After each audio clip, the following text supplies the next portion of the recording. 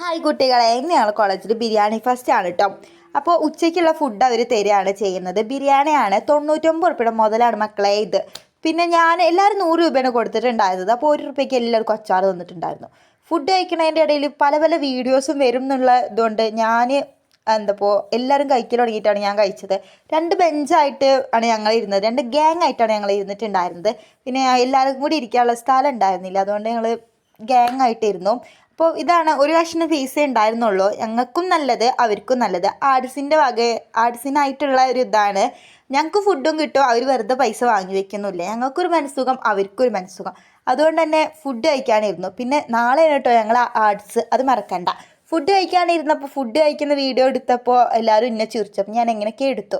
പിന്നെ പറഞ്ഞല്ലോ ആർട്സ് നാളെയാണ്. അപ്പോൾ അതിൻ്റെ വേണ്ടിയുള്ള പൂര പ്രാക്ടീസും മൈലാഞ്ചിടലൊക്കെയാണ് നടക്കുന്നത്. എല്ലാ ക്ലാസ്സിലും ഇങ്ങനെ തന്നെയാണ്.